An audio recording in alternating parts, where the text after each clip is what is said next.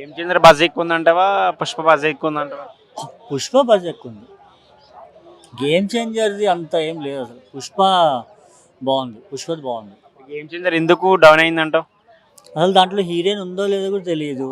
ఆయన ఎన్ని క్యారెక్టర్లు పెట్టాడో అర్థం కావట్లేదు. అసలు ఆ ట్రైలర్లో అన్ అన్ఫిట్ అది ఒక డైలాగ్ ఉంటుంది. అసలు ఎందుకు ఉంది, అసలు ఏంది అర్థం కావట్లేదు. అంటే ఒక క్యారెక్టర్లో హెయిర్ ఉంటుంది, ఒక క్యారెక్టర్లో షేవింగ్ ఉండదు, ఒక క్యారెక్టర్లో పంచ కట్టింది. అసలు ఏం చూపిద్దాం అనుకున్నా.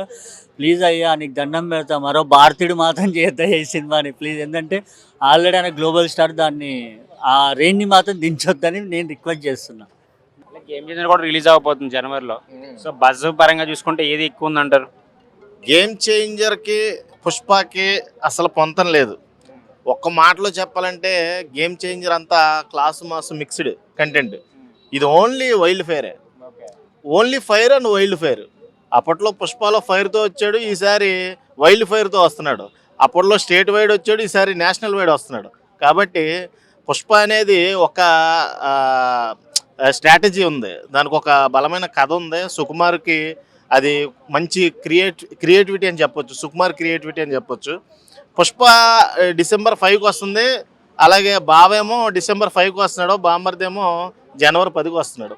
కాబట్టి రెండు పండగ వాతావరణాలే. ఇక్కడ క్రిస్మస్తో మొదలైతే అక్కడ సంక్రాంతితో ఎండ్ అవుద్ది. చూద్దాం, ఇద్దరు కూడా ఫుల్ మీల్స్ పెడితే హాయిగా తినొచ్చు. ఎందుకంటే వీక్స్ సెలవులు ఎక్కువ ఉంటాయి అన్నమాట ఈ ఫెస్టివల్స్ వల్ల.